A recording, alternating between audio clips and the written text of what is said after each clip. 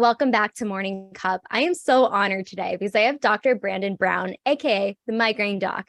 With over 500,000 followers on TikTok, his ultimate goal is to help people go from frustration to freedom with their healthcare. Fun fact, growing up, he wanted to be in a boy band. Not only does he love dancing occasionally on TikTok, but love dance parties every night in the kitchen with his wife and two beautiful daughters. Thank you so much for being here today, Dr. Brown. Thank you very much. I really appreciate it. Thank you for that beautiful intro. Yeah, that's, sometimes you got to slip a little fun fact in there, and that's not something people would usually expect. Like, what? I'm like, yeah, I was obsessed with boy bands growing up. So I know, but not a popular thing for a right. guy to say. Yeah, but I'm like, I totally was. Can you sing us something? No, I was kidding. I'll be on side. I would prefer to more the dancing side than the singing side. Like, I like to sing, but that's everybody I feel like has that thing where I'm like, you're either a singer, it's like you feel like you could sing. I'm like, I'm not horrible, but I'm also not great. So self-awareness, Seriously. Well, definitely need to check out his TikTok so you can see his dance moves. But with that being said, I would love for you to really take a minute to really tell us about your journey of how you got here today in a nutshell, and then we can dive a little bit deeper into it as well. Of course. So got here like for my business, like, is there any particulars? Okay. So yeah, I own and run one of the specific chiropractic centers in Richardson, Texas. We actually have 13 offices all across the United States with about 20. Man, we're actually growing right now. We're getting ready to bring on a bunch of new docs. So I think we're getting closer to like 30 docs now. We're actually literally getting ready to bring on 2 new ones in my office. Like, they're actually here and we're getting ready to get them started. But that's sort of where the journey starts for me. I was about halfway through school, and Dr. Sean Dill and Dr. Lacey Book are my coaches now, and I actually found them halfway through school.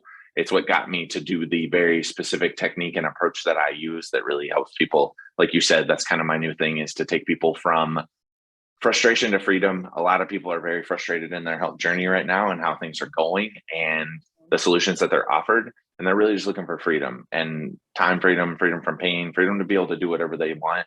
And so that's what we're always trying to be able to help people do, is take them from that in the easiest way possible, in the most natural way as possible. So I always knew, really, again, a long time ago, that was a goal for me. I want to work with people. I want to help them. Being able to connect and sit down is part of why I love doing this. And I, of course, will almost always take any opportunity, because I love the opportunity to sit down and get to know someone and connect with them. If you were going to ask what my superpower is as a doctor, I think it's that I have the ability to just listen very well to my patients. And I think they know I'm actually listening and I care about what they're telling me, because it's important information that they're sharing that I can then use to help them moving forward. So I met my coaches about halfway through going to school, found this technique that I loved and really dove into that. So on top of going to school so I can graduate, get my license, do all that stuff, I also had to go to stuff on the weekends to go learn this technique, because it wasn't taught at my school. So I knew this is where, it's like sort of knowing where things are going rather than where things are at now. And for me, it was really, we had a technology that we could use that would allow us to know when and when not to adjust our patients, which I think is crucial when it comes to being a doctor of chiropractic. Everyone's just like, oh, get adjusted. That's sort of the message that we've gotten behind, which I don't think makes any sense to people, because dentists don't say, hey, get drilled or get, cavity. Like, they don't go by that. They're like, hey, we need to get your teeth checked to make sure they're okay. And we, I think, should have gone along that same lines of like, what I want to do is go into the dentist, get my teeth checked, and find out that they're good. And if there is a problem, for you to fix it. I think it's the same thing within my profession. That should be the route that we're trying to go. So for me, whenever I found that, I was like, okay, this is where I want to go. I want to be a part of a team, and I need someone to help guide me in that. So that was where I found the specific and going down that route. Joined them as I was going through school. I got the opportunity, obviously, to go on weekends and learn.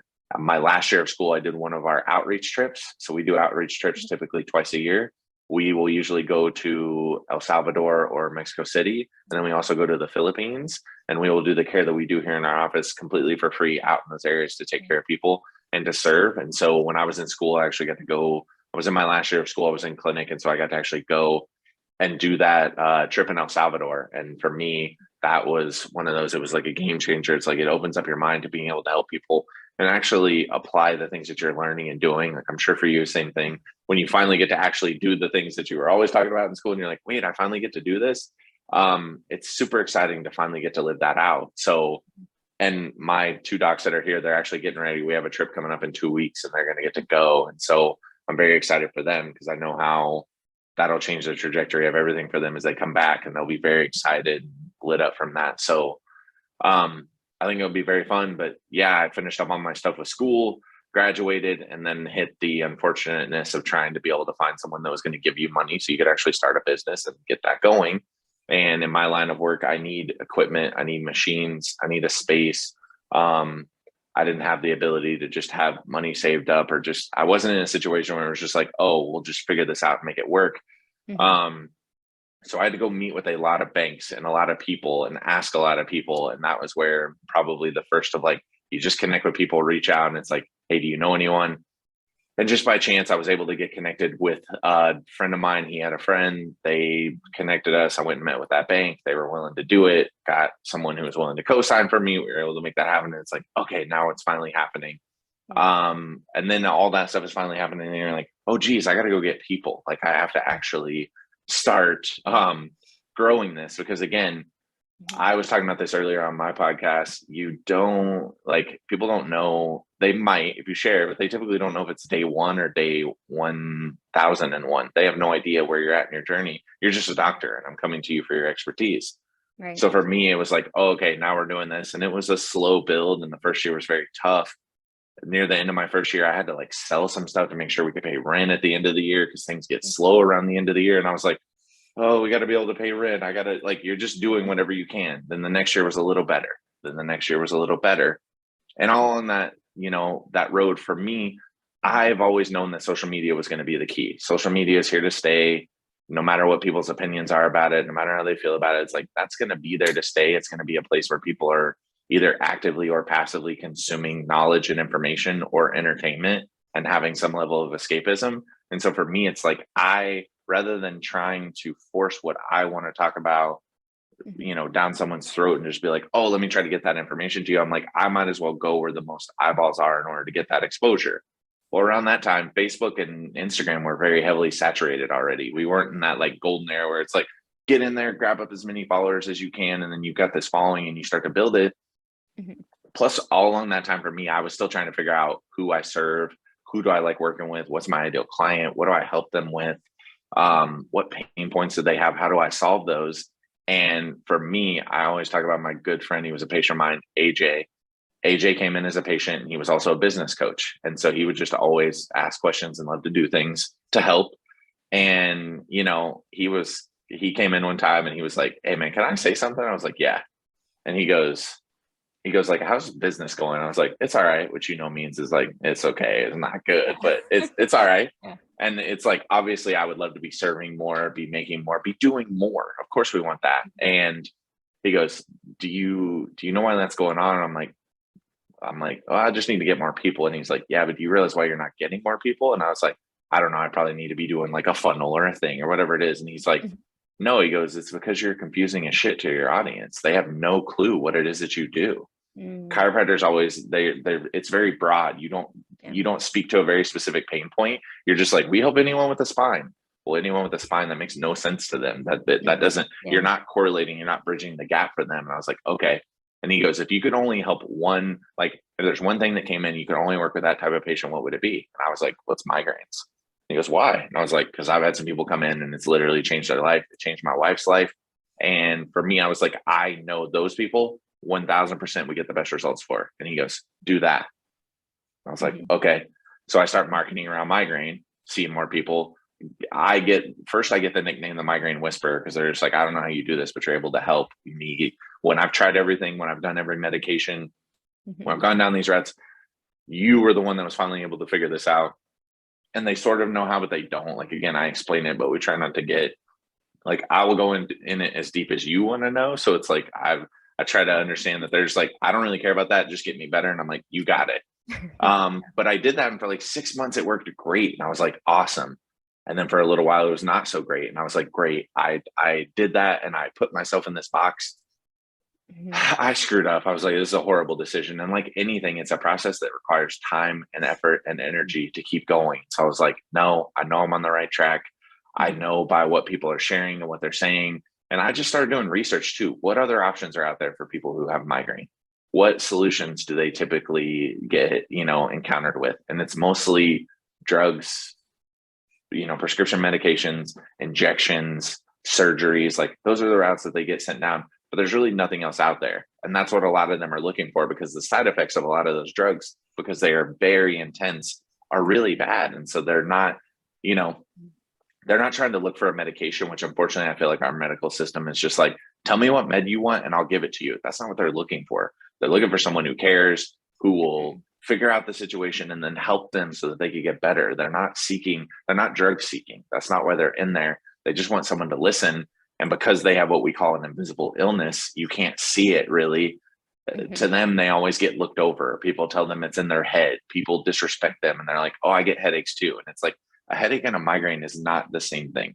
You Mhm. cannot even compare them. They're very different. And so when people don't understand, they just get very disrespected and it's very hard for them. They've just walked a very hard journey. They deal with one of the most intense pains that you can understand. They don't have a lot of solutions and people just don't treat them very kindly. And so for me, I was like, this is a population that needs to be served. And through Mhm. my research, I was like, we have a solution that works. And for me, I just kept testing it. When I went out and started telling people this, I'm like, let me test this and see if we can help. Because there are so many different types.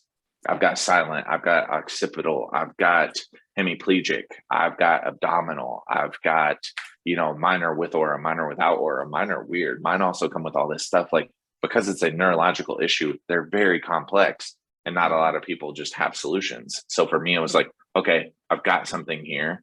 And just kind of just kept Instagram, Facebook, doing all this stuff.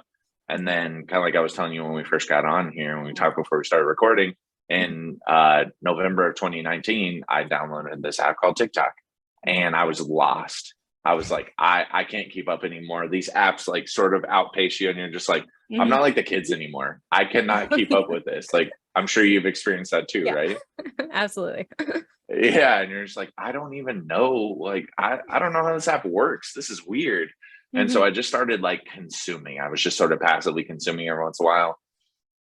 And I would see these random videos that make no sense getting millions of views. I'm talking millions of views. Stuff that you only hear of like famous YouTubers and things like that. Like, you can't get that much exposure without like paying for it. It's not Yeah. possible. And I was like, there's something here. So I slowly started posting and was like, okay, let me play around with this. Let me do this. I grabbed up that was when my branding had really switched to the Migraine Doc. So I grabbed up that handle and I started posting about it. And I started really trying to reach the pain points of my audience and telling them and explaining how I solved them. Mhm. And I actually wasn't the first person to get a video to blow up. My good friend Scott, who runs a local company called Etchus that does like all of our gifting and like engraving and coming up with cool gifts for us. Mhm. I had him because he records videos of all his like laser engraving. I said, dude, take one of those laser engraving videos, use these hashtags, use this music, and post it. And his first post ever on TikTok got 1.2 million views. And I was like, there's something here. There's Yeah. for sure something here. I don't know how he did it. I don't know what's going on. Because he like messaged me. He's like, dude, that it was like that night it did okay. And the next morning he goes, dude, it's at 24,000 views. I'm like, this is crazy. He goes, dude, it's at 174,000 views. I'm like, what? He goes, Yeah. dude, it's at 600. I'm like, what is going on? It just gets exponential. And I'm like, this is crazy. And it's literally just engraving a thing. But there's something that was visually satisfying about that. It's got the music. Like, it was just leaning on what TikTok's algorithm does, which is all very user experience. It's about what you like. If you don't like your For You page, then that's more of like a you issue than it is anything else, Mhm. because you're the one who curates that. They look at what you watch longer. Watch time is important. Do you like it? Do you share it? Do you check out profiles? And then they tend to feed you that information more frequently because they want you to come back. Mhm. So I was posting all the time. Like, again, we always talk about there's no glory in the grind, but it's like you do grind when you're building a business. And I Mhm. was working and working and working. And I have these, especially when TikTok comes around, because it was so recent, I have these dates of like the beginning of 2020, January 1st. I remember hitting 5,000 followers, which is, that is a big deal. Like, Yes. especially on like Instagram, it takes a long time to build up those audiences unless you just have Mhm. some random thing that pops and gets you there.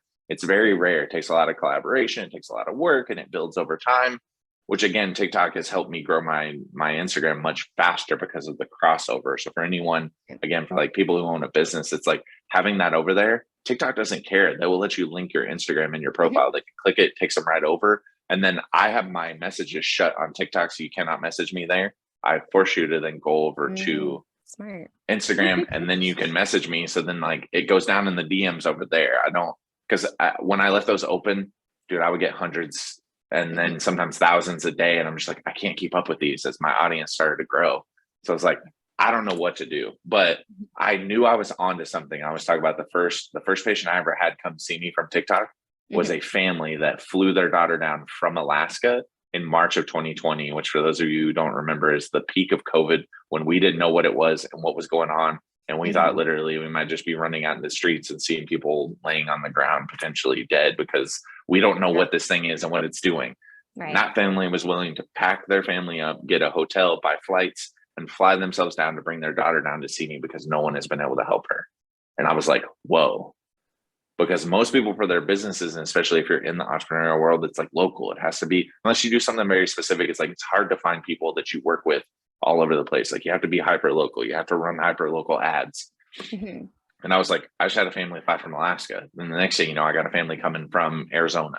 The next thing you know, I got a family driving down from Oklahoma. The next thing you know, I got somebody 4 hours away from me in Texas. It's like, hey, I'm going to come see you. And just out of the woodworks, they're coming from everywhere. And I'm like, what is going on? Like, I'm on to something here. So I'm just still 3 to 5 videos a day, every single day. Because I also want people to know you don't just get to show up. Like, let's have like some transparency. You don't just get to show up, post a video. Where's all my views? Where's all my followers? And where's all my, people that I can serve and my clients? Is like, it doesn't work like that. I worked at it very hard. I kid you not. The average was 3 videos a day for a year. So that's a lot of videos for some people. But again, TikTok, the reason that works, and let me kind of just, we'll give you a little bit of like the way that I made that work. Because for some people, they're like, I can't make that much content.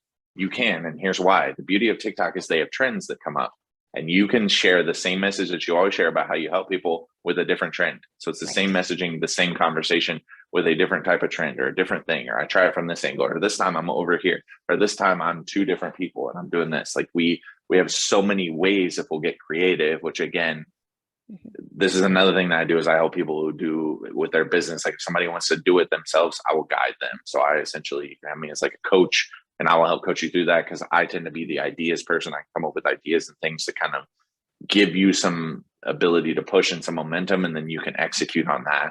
Yeah. But I do it because I know how impactful it was for my business in the peak of COVID in order for us to keep growing, for my wife to be able to become a stay-at-home mom. Then at that point, like she didn't have to work anymore. Like all that was because of this little goofy app called TikTok. Because, so to fast forward a little bit, the day that literally changed everything was July 3rd of 2020. So we had a steady flow of a little bit of people coming in here and there, but July 3rd of 2020, I came in that morning to my office and saw patients. I recorded one TikTok because I needed to post something before I left to then drive to Oklahoma to go hang out with my family for the 4th of July. And as we're driving, my phone is going bonkers. And the video that I posted was literally this goofy thing. It's me in my old office. I had like a hallway you could walk down, and then you walk through this doorway, and it was like my open room. And I would always just set my phone on the front door because it would set across the handle and it would be perfect. And it was like me, I came around the corner and it was like this little shoulder shimmy thing. And it was like when you're on TikTok and you find like a migraine doc finally or something like that. It was something very simple. Yeah. I think that video got like 3.5 million views. Wow. And I had over 100 people submit schedule requests through my website link in my profile. And I had just hired someone, thank God, like the month before. I was like, there's no way we're going to be able to handle this. Are you kidding me? Like, that is a lot of people. And I was like, hey, I hope you're ready. I like messenger, my phone's blowing up. The requests are just rolling and rolling. And I was sitting at about like 60,000 followers at that time. And that day I ended with over 100,000 followers. I gained over 40,000 followers in a day. Yeah. Boom, just like that. That's the power that TikTok has. And it still has. We are still in a very much, you can grab up real estate now at this point and grow a big following. And again, I've had times where it's like that, and then we grow slowly, and then I shoot up to 250, and then we grow slowly, and then I shoot up to 330, and then I grow slowly, and then we shoot up like TikTok's moved around the algorithm a lot and changed some things. I think I could be at 1 million followers if I had more time. And again, I haven't had as much time to put into it as I was before because we've been busier and because of some of the things. Right. But for me, it's always something that I put value on and make sure that I do because it serves my audience. Because now, you know, we've got a VIP Facebook group that we've got like over 2,200 people in that we help from all across the United States and really all across the world. We have over 500,000 people that follow us on TikTok where I leave tips. I'm putting together an ebook right now that gathers up all of my like biohacks, strategies, tips in one book, because that's the biggest complaint I get is we only see the trending videos, but we don't see the ones we're actually explaining the things that we need to be doing, the vagus nerve exercises, the breathing, all the stuff that can help you have less migraines without ever having to come see me or see any doctor. You could just take action and do it yourself.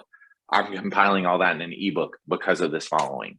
I built out a monthly society for people that they get exclusive content called the Migraine Society based off of this. Like most people think merch. I thought, how can I provide more value for my audience? And so the society came along. Telehealth. I never thought I would ever be a telehealth. I'm a chiropractor. You have to come to see me for me to do the thing, right? In order to do that. No, I was like, I can make an impact through people and through the knowledge that I have, fortunately, even through telehealth. So it was like, it really opened up my mind to all these things and all these opportunities and really expanded and almost diversified me, but kept it all under my same brand of like the migraine doc. Hopefully that makes sense. That's like a very long-winded story of like, there's a lot that goes into that. And I talk a lot. So please interject at any point. No, I love it. I think it's so important to really get the basis of it, everything that you've gone through. And I mean, starting from school and being open-minded, I think that's the message here too. Like you were open to different opportunities that came and using social media to help grow, because especially with chiropractic or chiropractors, it's usually right there in the office versus being able to show different things, but really giving the information that's necessary. And so many people suffer from migraines, but you know, you said something about like, you know, you were just, it's a very generalization of what a chiropractor is, but being able to really niche down, because I know entrepreneurs struggle with this. I know I struggled 5 years ago when I was starting my stuff, but being able to really focus in, and you were able to drive that home of, okay, I'm going to focus on this. And the focus is so key. And I know a lot of people do struggle with that, but if you're able to really focus in on what you're good at, what you're passionate about, and what really has results, and showing those results can really help escalate that as well. And that's exactly what it did with TikTok. Yes, it's a silly little app that really exploded for you. Yes, it has a massive impact. And I would say to that point, know that whenever, again, if you've got a business or you're doing something, depending on the type of business, like for us as service professionals in the healthcare space and working with that, you're working one-to-one. Everyone that's doing that knows that they have clients that they love and can't wait to see, and clients that they're like, oh man, I got to see this person again. And there's nothing wrong with that. I think there's a weird, you know, like, oh, that's horrible. You should serve everyone. And it's like, that's true, but I'm not the best person to serve them. There's someone potentially better.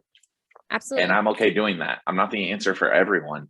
So for me, it's the willingness to know who I serve the best, who they are, where I find them, what that person looks like, your avatar, your ideal client, whatever you want to call it within the business space.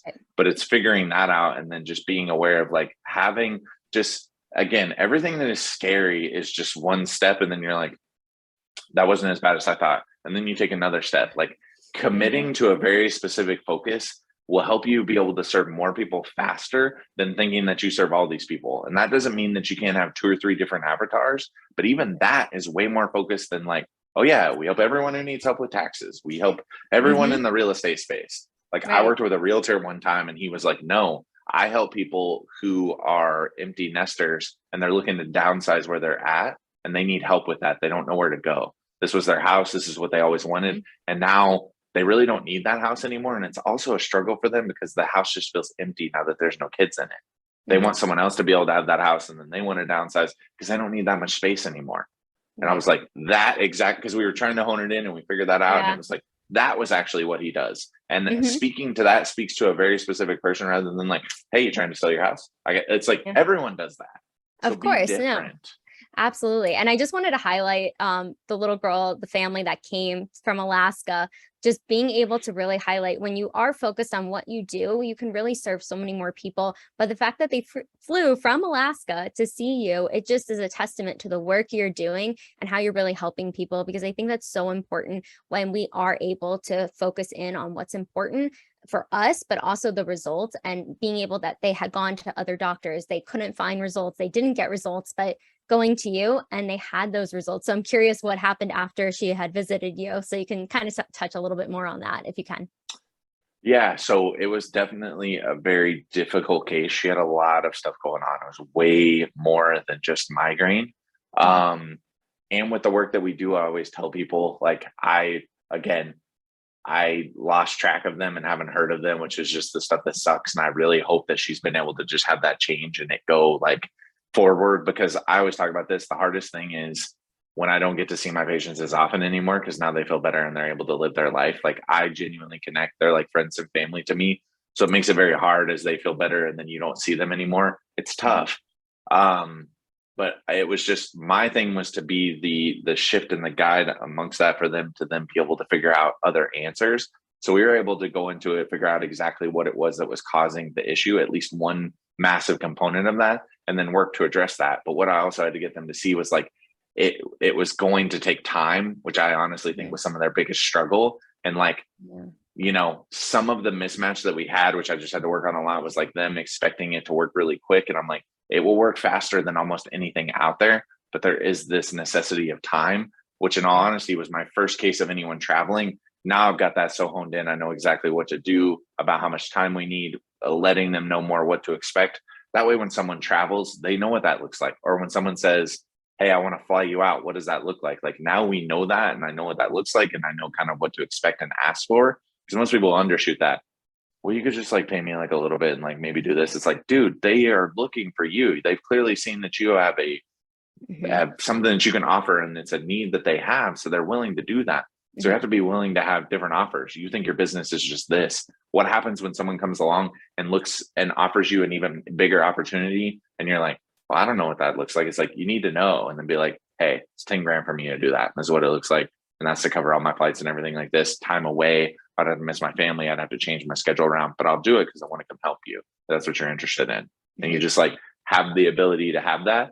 But yeah, in that case, I'm hoping that it got them better and in a direction, just because I know over time that stuff starts to improve and heal. And I know it'll slowly get better. It's not always an instant. For some of my patients, it is. For some, it takes a little while. But I know for me, it's like, I know no matter what, something is going to, we will reap what we sow in that. So it's like something will be reaped from that. I don't know what it's going to look like, but I had to learn a lot in that. And I think they had to learn a lot in that. But it was definitely an eye-opening experience for me, for sure. Changed everything. Like, literally everything today is completely different just from that experience. It sounds like it was very pivotal. And I'm curious too, with a lot of the roadblocks that you did have in the beginning, before TikTok started to explode and getting all those appointments, what were some of the hurdles that you had to overcome or lessons learned? I know you kind of touched on a few, but if you could just hone in on one or two, so people listening can hear as well. Yes. So the thing that I hope will have the greatest impact for everyone listening to this is that business problems are personal problems in disguise. My coach always talks about this. And it's one of those things that we're like, yeah. And we hear it so often, but it's like, I think that's a new, construct that not a lot of people hear. They're like, well, what does that mean? And it's like, well, whatever personal stuff you have going on is also affecting your business. And this, again, there are so many correlations between life, between your health, between like the work that I do and how you experience and express life. And a lot of things we have hidden, quietly tucked away. Don't look at that. Don't worry about that. We put that away. We don't want to focus on that. It's like, oh, well, we're willing to distract ourselves and not focus on the things that will really get to the root of the problem and be able to fix that. So a lot of stuff for me was making sure me and my wife are on the same page, making sure that we're always communicating and being on the same page, because we're a team. And we run along this together, not me by myself and her doing this thing. We're a team. Me and my own mindset. We have a lot of things from our past based on our parents, our grandparents, the people around us, on our mindset around money, our mindset around, they're there is no amount of lack that can give abundance to someone else. There is no amount of like me taking less than that would be this. It's when I'm abundant, I can give more from the abundance that I have to everyone, which is what I always want, which sounds like that very like, well, that's what everyone says, or you're just not one of those people. But I'm like, there are fundamental truths in that. And the more we lean into it, the more successful you tend to be, because you're willing to go, okay, I'm going to have a certain vibration. I'm going to have a certain energy. I'm going to show up. That's this. I didn't know what was going to happen here. And it's like, I just show up, I take the opportunity, and we see what happens from it and the impact that hopefully it can make. But a lot of it, I would say, is, again, always make sure that you're executing, that you just have an awareness of what it is and where that you're trying to go.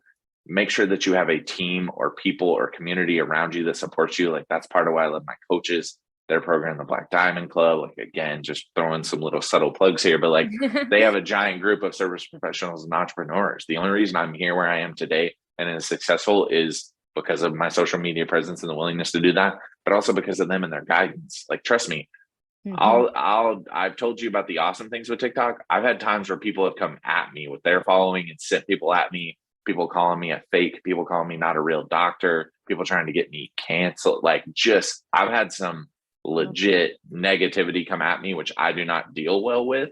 That trust me, it comes with the territory. But my coach helps me shift my mindset around it and how I look at it. Like, what does that matter? First of all, I don't even know that person, and they don't even know the real me. You have no idea. You don't know the me that's a dad, that's a husband, that is sensitive and that cares a lot about that stuff, and it affects me. You don't know that. But also, I have to realize that you had a bad experience, or your parent had a bad experience. Like, someone told you that this is what my profession does, or a person like me does, or I look like someone that does that for you. That's a you thing. It's not a me thing. Most things where we're throwing something out like that is more of a reflection issue than it is a me thing, which has been very freeing for me to say, where's a lesson that I need to learn in this? And obviously take radical ownership of that, but also realize a lot of times it's that person's stuff, and just having empathy and caring about them in that situation. Like, hey, I'm so sorry you feel like that. I've had times where I had a person that was hating on something that I did. And I said, hey, I had a Zoom call with a girl one time. I was like, let's talk right now, face to face. And we did. And her opinion of me and my opinion of her changed very much after that. And she was willing to talk to me. I was willing to talk to her, and it changed. I also had another girl that was coming, spewing some hate on my stuff. I went and spread some positivity on her page. I sent her money, and she was like, she had these like little flower things that she like painted and made by hand. And I bought 2 of them. And she was like, where do you want me to ship these? And I said, just give them away to somebody. I just wanted to support you in what you're doing. I think this is really awesome. And so for me, it's like, again, there's no amount of more darkness and like nastiness towards someone that's going to drive that out. It's me being willing to be the light that shines in. And it's just like, hey, I know you may be having a tough time. I know your parents may have been a-holes to you. I know your boss may be that way. I know you may have just had a rough go of it. I love you and I care about you, and I'm here for you. I root for you. You may not like me, but I'm still going to root for you. And I hope it goes well, and I hope it gets better. And it's just like, and it shifts the conversation and the perspective really quickly, because I just disarm everything. You want me naturally to fight back against you and to push back against that so strong, but I refuse to. Yeah, because a lot of people have that projection. They project what they're going through. I mean, psychology, that's like what I've learned. I'm sure you know, yes. Just a little. But no, it's very true, because it really goes back to what they're dealing with, and the projection of seeing somebody else really thrive and be successful. There's that sometimes things from their past and whatever they're going through that is really going to project onto you. If you allow it to, it will bring you down, but not allowing it to bring you down. We're human. We're going to feel things, but they're taking the high road and understanding it's not about you. It's about what they're feeling, but to stay in your lane and focus. And that's what I'm hearing from you as well. It's just, you're going to continue to shine light and really lift others up. And some people are going to want to drag you down, but that's on them, not you. And don't allow it to impact you, because it clearly has not for you as well. And that's just amazing. And I think just keep doing that. But I do have a question, because I know you are a father as well and a husband. How have you been able to balance, or not even balance, but integrate life, business, everything that you have going on? What does that look like for you? So the way I would describe it is, again, balance, I think is fake. It doesn't exist. Balance leaves you stuck in the middle, and you're non-committal to either thing. So if you're trying to balance family and this, then both of them get half of you rather than both of them getting all of you. Mm-hmm. So I tend to go on the principle of what I call harmony over balance. So Mm-hmm. harmony is where we're trying to elevate everything to the same level as best we can. Mm-hmm. Um, Rule number one is I always give myself grace on everything. I screw up. I'm not perfect. I drop the ball. Um, but for me, a lot of it is just having conversations, creating awareness, and making sure that we know like which things are most important and really pouring into that. Like family is very important to me, but I wasn't living through that value whenever I would get home. So I do a lot of my business through social media. Mm-hmm. So I've got obvious times that I'm here at my clinic and in my office where my family can come be up here. That my office is like 6 minutes away from where I live. So it's very nice to be close, to not have to worry about that. It's very close. So they can come here, they can come hang out. This is a family environment. I want them here. Yeah. But also one of my new rules is when I come home, my phone goes down immediately. It gets put on the charger, it's face down, and I am dad. And that is all I am for that moment right there with them, helping my wife with Lord knows whatever's gone on with the two of them now. Or just, sometimes she's had a rough day too. And that stuff happens. It's like, she knows that I'm tired, but it's like, hey, I get to now dad's hat is on. I'm here and I'm going to make sure I play with them. I hang out and then, put the little one down first and then hang out with the other one and then put her down. It's like any time that I get, I just try to be very present in that moment. I'm very futuristic. Like if you've ever done Strengths Finders, futuristic is my number one. Visionary is a very number one. I'm constantly looking forward. And for that, I'm not present in the gifts and the things that I have right now and what I have right now. And if you're not, you're going to let so many things pass you that you're like, I can't wait till we get here.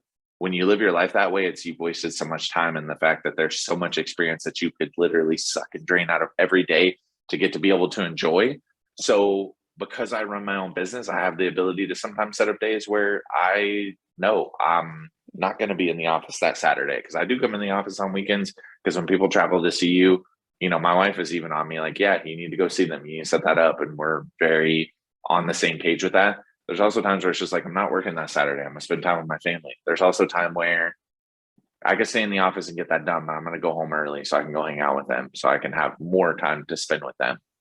I also hope that they know that I do this for them. I do this so that our family can be able to have, far more than we ever could have dreamed of, for my girls to be able to do whatever it is that they want to in the future.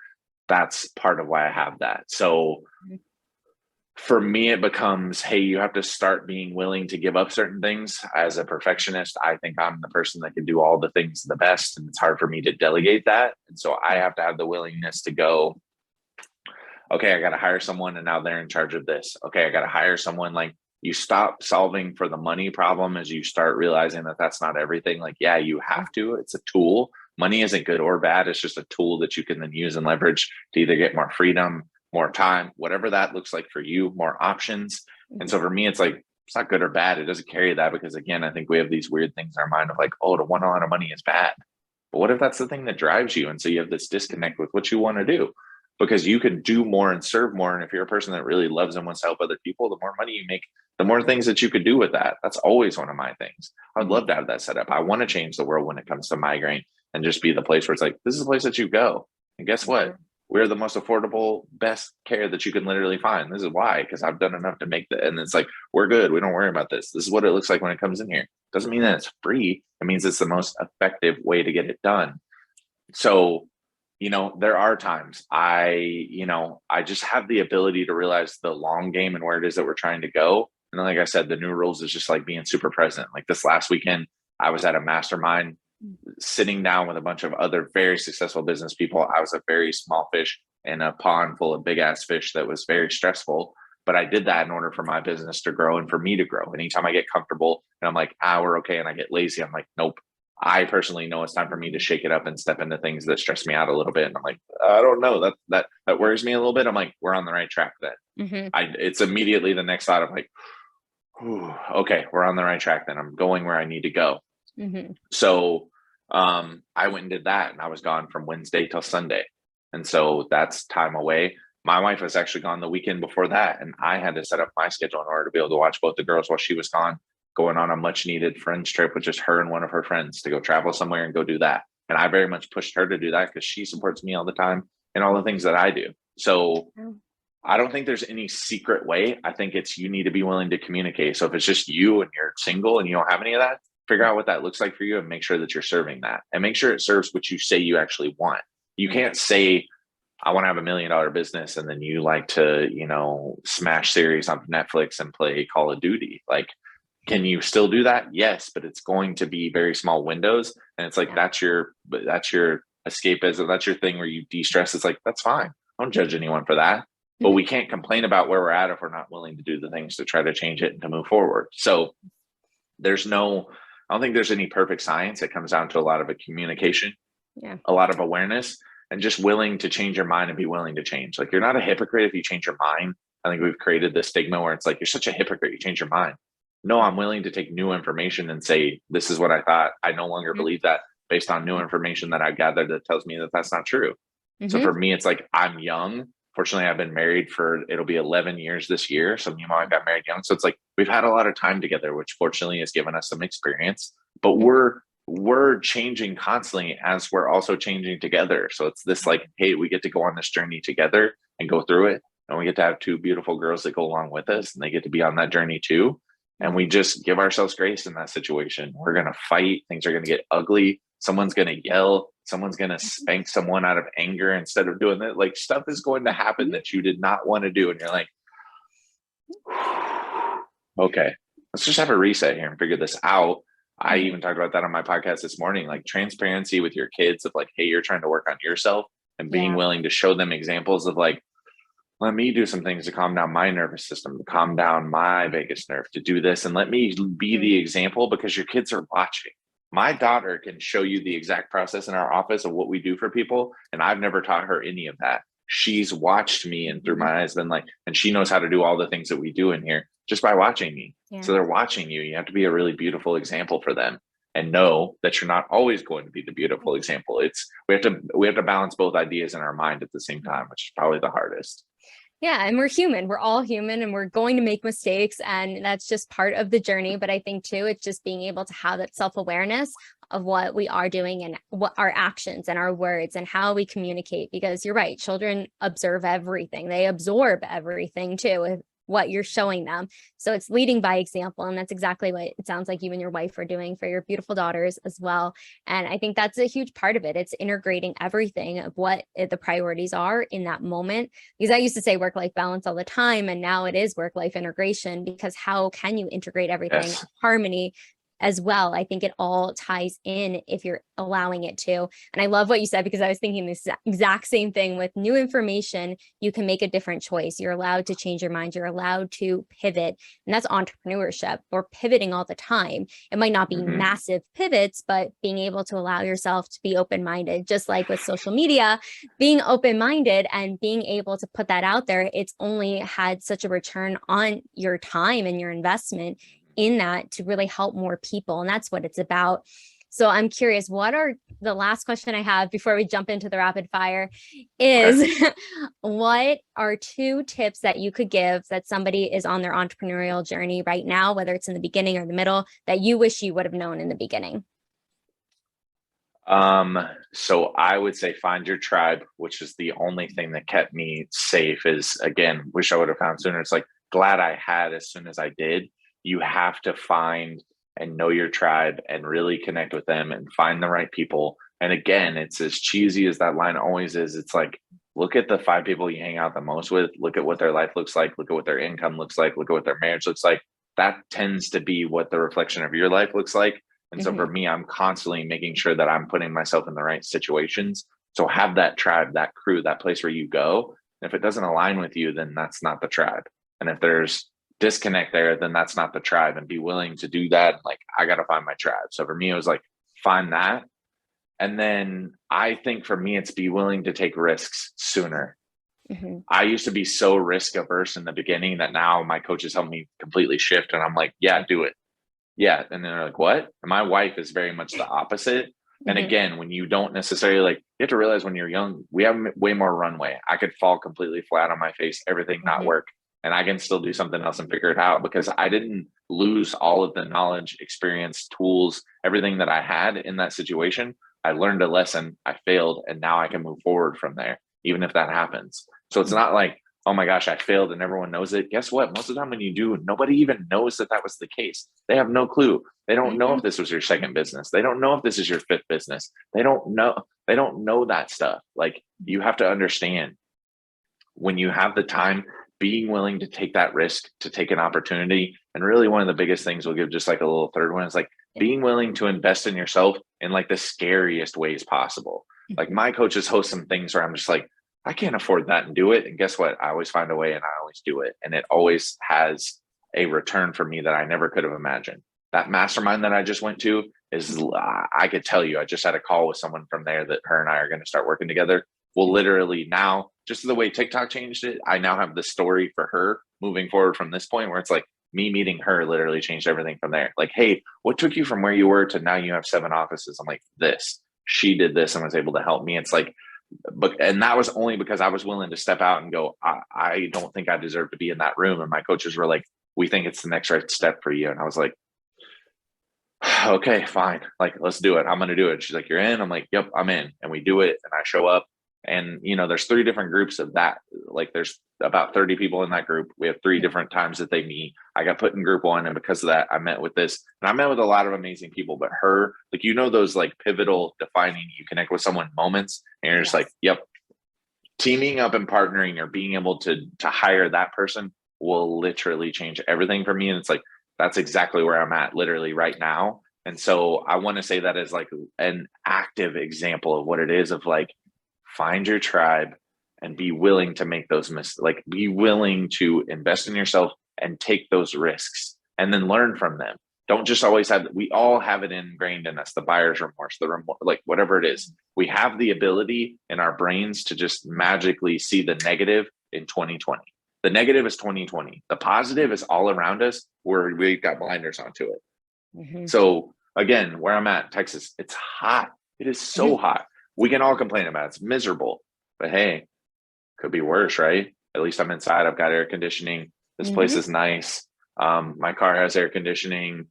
It gives us the ability to go outside and do this. Sun's really good for you. Like, the ability to then shift your mind to then look for gratitude and things like that to change. Again, there's a vibration that comes from that. I talk about this all the time.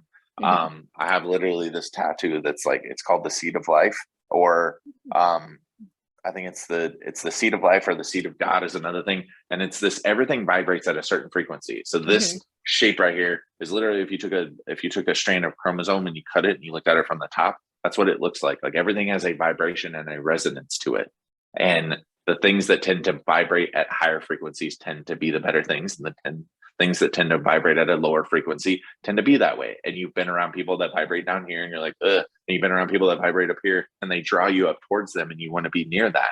It's the same when it comes to our health. It's the same in a lot of things. There is a vibration in that. And that's, one of my mentors, Dave Meltzer, he recently put out a piece of content that I've just been talking about a ton lately, where he was talking about meeting this medical doctor, and she was asking him if he meditates. And he was like, lady, meditation is for the poor. Like, he was like, that's a tool of somebody that's poor and lazy. I don't have time for that.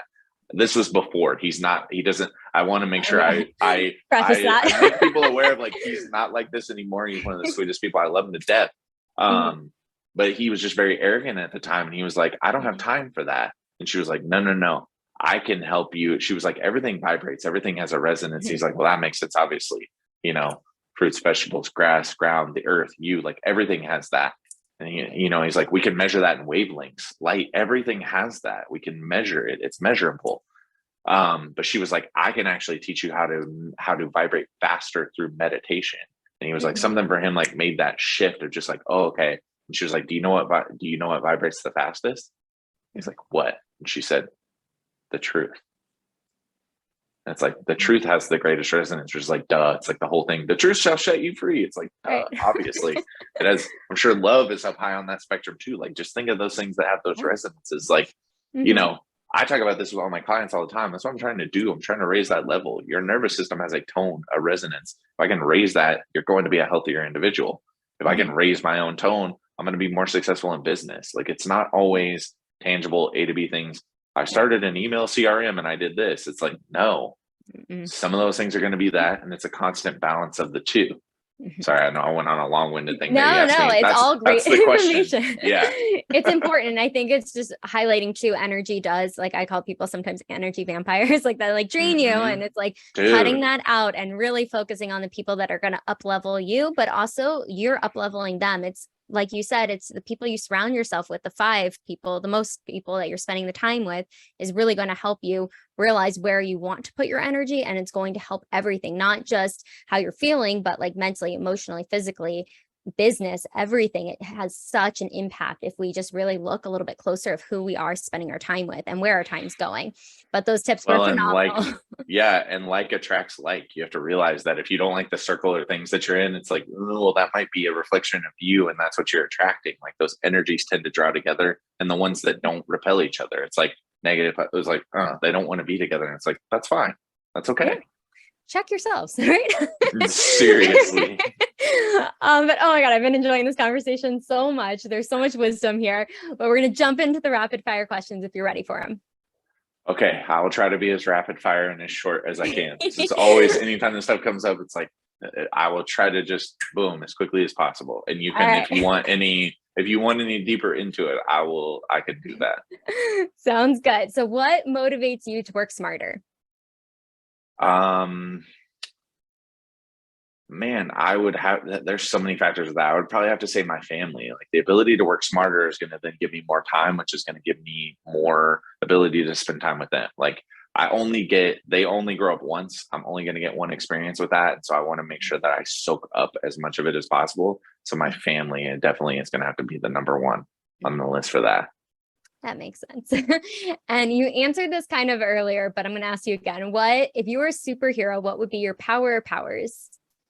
Man, I feel like there's so many that go into this, but I feel like the most obvious one, again, I feel like if you're going to be a superhero, you should have telekinesis, the ability to be able to move and control things with your mind. Think about what you could do. Like everyone's like flight, and I'm like, but I could fly through telekinesis because I can manipulate myself around everything else. So I technically would be able to do that, and then I could control other things, and I would literally think about how much I would be able to do. Like, again, everyone's like, I want to be super strong. I want to be super fast. I want to be able to be invisible. I want to be able to do all this. I'm like, no, if I could literally move and affect the things around me just like that, think about how many times that would come in handy. Plus, it would just be cool.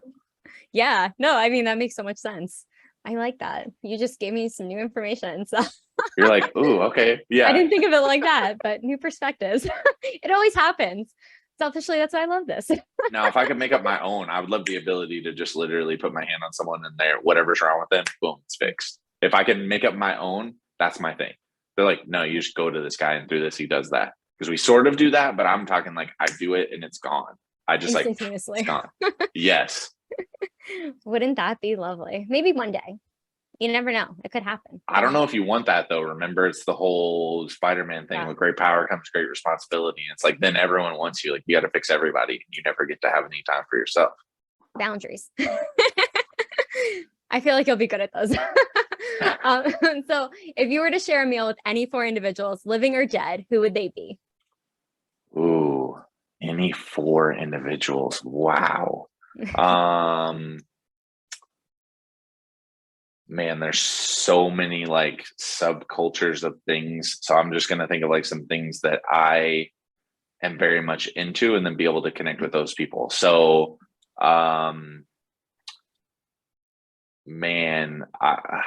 within sports, so I think I'm gonna have to pick Michael Jordan. That's got to be an obvious, like that guy was just somebody that I looked up to. Space Jam was the first movie I ever saw as a kid. So like just that movie carries such a important place to me. And just like that guy, like I'm obsessed with people that are just great at what they do. So it's like, I would want to hang out with them. So we'll put Michael Jordan in there. I think I'm going to put Conor McGregor in there because I'm obsessed with UFC. Actually, I'm going to change that. I'm going to switch it to Dana White. I want Dana White. Conor, like, whatever. Depending on Dana, I feel like I could learn some things from. Plus, it would be really cool to just nerd out about the UFC because I am a massive UFC nerd. So it's like, okay, we've got Michael Jordan. Now we've got this. I'm already like, damn, this is quite the dinner. I'm in. Then I'm going to invite Post Malone because I love his music. I'm very much into music. I think again, I could have just picked artists off of music and been like, I just want to hang out with them and let them like sing and do stuff or whatever, just talk while we just hang out. Like it would be fantastic. But we're going to bring him there because I'm like, man, we're just going to be having all sorts of fun. You get Dana, you get Michael, you get him. Michael's going to make us bet on things. Dana's going to be, we've got all the things. Man, and the last one, I'm trying to think if there's just any other like sphere of something where I'm like, yeah, I want to sit down with that person. A lot of it for me is like, who could I connect with where hopefully I would be able to, and they would be able to like create some changes for me. Yeah. Like, how can I leverage this, us getting to sit down and not only just have fun, but then also be able to do this? I'm going to go super simple in the answer. Again, I'm not a big fan of any of the teams that he's been on. I'm just a fan of somebody that's obsessed. I think you could see that with a lot of the people that I picked. It's people that are very, very good at what they do and they're obsessed with it. It's part of why I wanted to pick Connor, because you just look at somebody that is so singularly focused and obsessed. It's helped them be successful. Same for Dana, same for Michael. I'm going to have to say, oh, nope. I think I just changed it because I literally thought, again, anyone who follows me would be like, you didn't pick anybody from the Dallas Cowboys. Like, I love the Dallas Cowboys. I'm obsessed. I feel about the Green Bay Packers. Just kidding. It was a catch, by the way. It was a catch. I felt it. even your coach, who now is with us, admitted that it was a catch. It's fine. It's no big deal. That's cool. Man, again, everyone's going to be like, of course you're going to pick someone from the 90s, because of like, that's when we were the best. But I'm going to say Michael Irvin. I think Michael Irvin would be more entertaining. It's really in between like Troy, and Emmett, and like those were our big three at the time. Like there's a couple other people. I've actually gotten to meet Darren Woodson. So like there are some people that, occasionally, but because of that, I'm like, Michael, because he's a sports announcer now and he seems like a character. Mm-hmm. Oh, and even, nope, I'm going to completely go back on what I said and I'm going to flip it and I'm going to throw Deion Sanders in there because I think Deion would be even a level up and he would be more entertaining. So I'm now having dinner. Hopefully I can this answer if anyone ever else asks it. So we've got Michael Jordan, Dana White. Good Lord, now I'm even forgetting. We got Michael Irvin and we got Post Malone. Okay, or Deion Sanders and Post Malone. Perfect.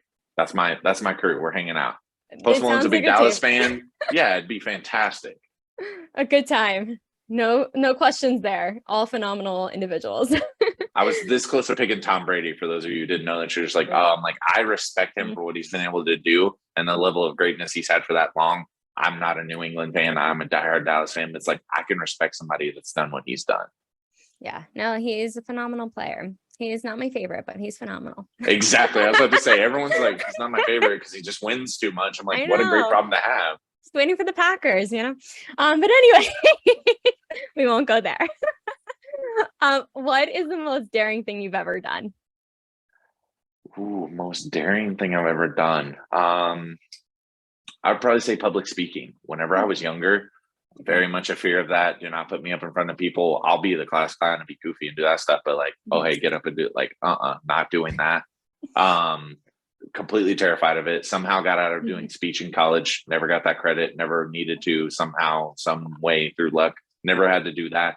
And now I've spoken at a lot of it. Yeah. And I've spoken at a lot of events and I do podcasts and I talk to my phone all the time. Like, very much a shift from that. But like that, one of my first big like blow up moments in my office was I got invited to speak at an event and I did that. I actually got to kick the event off. It was very big for us in our clinic. And I spent a lot of time preparing. So for me, it's sort of in the next phase of things coming up of like, I want to be able to do that more. It's definitely something that I'm looking to do.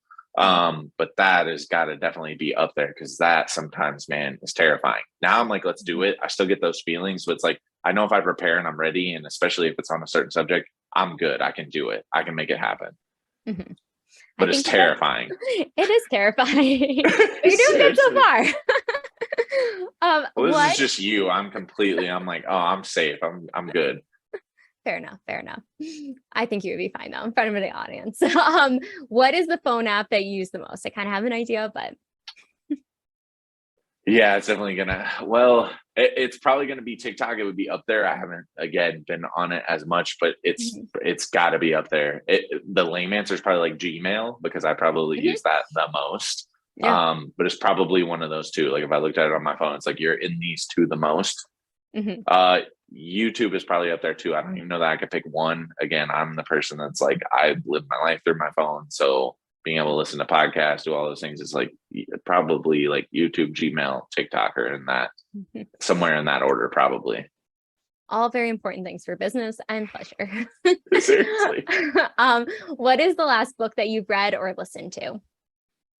Um, so there's a couple. The one that I'm really diving into right now is it's called Life Force by Tony Robbins. So Mhm. Tony Robbins went through a phase. He released a book that was all about financial literacy. So he went to like the top 50 financial like Mhm. experts, gathered up all that stuff and put it into one book. And he was like, that changed my life and my business.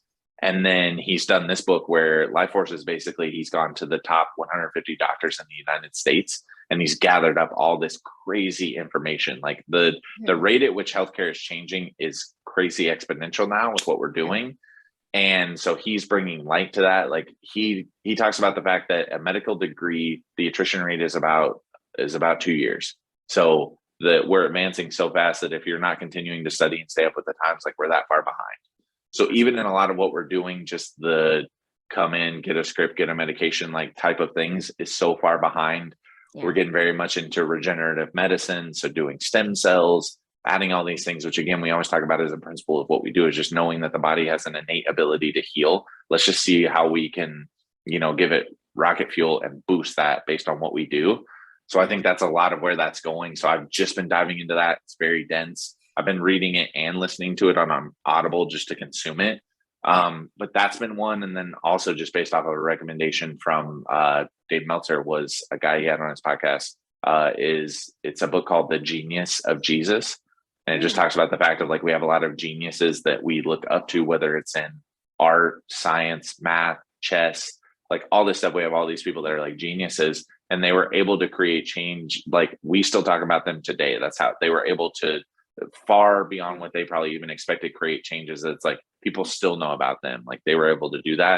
And he was like, I believe that Jesus has done that, but nobody ever puts him on that list of geniuses over the time that we've had, like the ability of the impact that they've been able to carry over. He's like, his is probably the greatest. So I'm still getting into that one, but Mhm. it's a pretty fascinating read. Yeah, no, I haven't heard of that. I'm intrigued by that one. Gonna add it to my list. I Um, know that's what happened to me. I was like, I gotta read this. yeah, no, I haven't heard of it, but it sounds fascinating. If you were to have a movie about your life thus far, who would play you?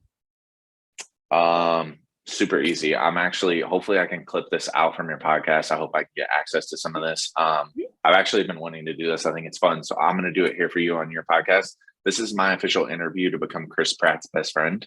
I think we would be great friends. I think we're very similar and have a very like we're goofy. And also on my TikTok, I do not know why. I know Chris Pratt is a heartthrob and all the girls love him. I get like, oh my gosh, this guy looks like Chris Pratt on my TikToks all the time. I also get the guy Sal from Impractical Jokers. Like there's like 3 or 4 Mhm. celebrities that I get that people are like, oh, this looks like them. But Chris Pratt is one of them. And just in the more I've learned about that dude, I really like him. And Yeah. I think Chris, listen, if you're watching this, if this gets to you, I think we would be really good friends. And so I think you should just like, we should figure out a time. Let's get together. You like UFC, I like UFC. We just watch some fights. We could go to a fight. Like it would be fun, man. Like it would be great. And then you can play me in a movie if they ever actually make one. You can be me. It would be awesome. Instant best friends. Well, It's one of those where you definitely. feel like if I ever met that person, we would be best friends. Like we would Yeah, just literally be best friends. It's not possible. I think I it. also try to carry that with everything. I'm like, I want to feel that with almost everyone. So it's like, see, once we're done here, you can feel Mhm. free. We're basically best friends now at this point. Basically. I'm here. I love it. I always like to add more in. We all do. We need to be There's willing. enough for Like, do you everyone. need a friend? I need a friend. Cool. Let's, yeah. We're It's so good. much better at that when we're kids and when we're adults. We're like, this is weird. And it's like, just be friends with people. If you Yes, like just be that friends. person, just be friends with them. Yeah. Be real. Be real, people. Dude, people are so cool and fascinating. Like you'd never know what you'd open yourself up to in situations like that. You just do it. Yeah. I mean, it's insane. It's honestly so instant if we just allow it to be. But you just got to be open-minded. That's all. So if you were an animal, what animal would you be? Personality type, style? What would that be? Ooh, okay. Again, I think I would give the example of like, this is what I aspire to be. I don't know Mhm. necessarily that it would line up with me. I actually have a tattoo you see on my arm that is a Oh. lion. Mhm. So I would say it's that. The reason I got the lion tattoo is I'm very much a person that cares way too much about what everyone else thinks about me. And if you ever came across or you saw one, a lion very much can hold its own presence, but everyone is fully aware that it's in the room. And I also think lions don't give a damn about anyone else's opinions about anything. They just kind of do their own thing and they're going to do what they do. They don't care. They're not worried about it. For me, I wanted to sort of try to tell myself that I'm integrating some of that. So I would try to put it there. I'm definitely not all the way there, but I'm trying yet so that I'm not so impacted. Like, sometimes you're scared to post a video because you're worried about what people are going to think or say or do. Am I going to get roasted because of this? Mhm. Is this going to be the next storm of hate that comes at me? And it's like, if it is, so what? Like, it doesn't really matter. Like, the people who know me know me. The people who need my help will reach out and need my help, and that stuff. Everything else just doesn't matter. My tribe will need me. The rest of it is whatever it is. Yeah. I feel like it falls by the wayside. The ones that are not supposed to be there and the energy that needs to be there. Exactly. Mhm. So what is your favorite way to spend a day off when you aren't seeing patients, you aren't filming TikTok videos? What are you doing? So a lot of it, again, I'm obsessed with making sure, obviously, that I take care of myself. And I also just test a lot of things for, whenever I tell my patients to recommend things that they could do that's not just outside of like being under care in my office, I've tested it out and I've done it myself. So for me, if it's like the perfect day, I'm probably going to get up and like me and the family will go for a walk just to get some movement in. I'm going to go grab a coffee. I'm obsessed and love coffee. So we've got I to knew have we were best that. friends. Yes, I was about to say I love me some coffee. I'm such a coffee nerd. Um, so as long as we got that, I'm good. Then we can hang out for a little while. We can go run some errands, do whatever. If my wife wants to go shopping, if we want to look at stuff for the house or for decorating, like I'm totally into that stuff. I'm all about it. Most guys aren't. I'm like, I'm in. I think that stuff's fun. Me and my wife love to go do that. We love to help people decorate and give them ideas, and even just like how we lay out our office. We care probably almost too much about that stuff, so we could do that. We can grab some lunch, like some Chipotle, something like that. Maybe like a Jersey Mike's, like, we'll get some of that. I'll probably go get an IV at some point. Maybe get like some intramuscular vitamin D, something like that. Like, again, a lot of things are to be taking care of me. Right. I'd probably do a cold plunge at some point. So like literally straight up like back cold plunge, about 4 to 7 minutes, somewhere in that range. Cause again, for me, that's recovery. That stuff helps me. It's just a small little thing for me to do in order to feel better. Cause my thing's like, hey, I want to make sure I'm feeling better later.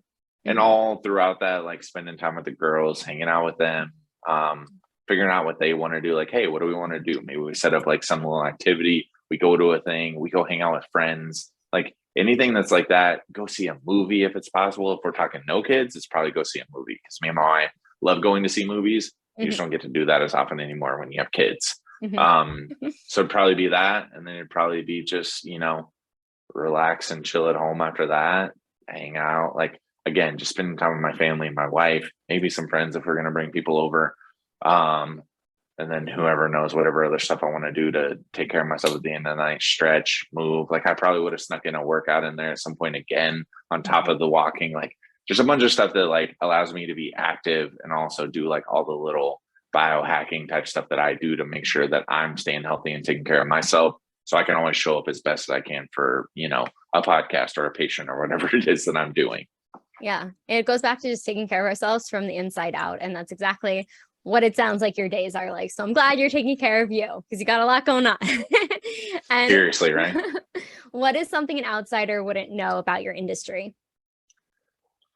Yeah, this is a very good question. I love this. Again, chiropractic has a lot of stigmas. So within what I do, we practice what's called upper cervical specific. So we focus only on the top two bones in your neck. We use some very special testing, like I talked about, to know when and when you don't need to be adjusted. We use some very specific films in order to know what's going on. Like I think a lot of people think go to a chiropractor, lay down, cracky backy, and like you're good to go. Like we're basically low back pain doctors. That's what I think most people associate that stuff to. And I love getting to meet people because whenever they talk to me, they're like, I thought you were a chiropractor. Like you're talking about all this other stuff. I didn't know that you know about that.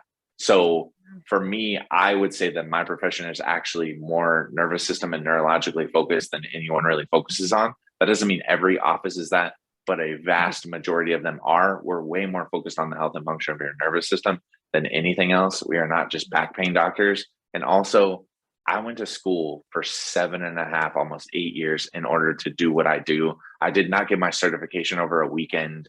I'm not some fake quack snake oil salesman person. You can say that and think that that's fine.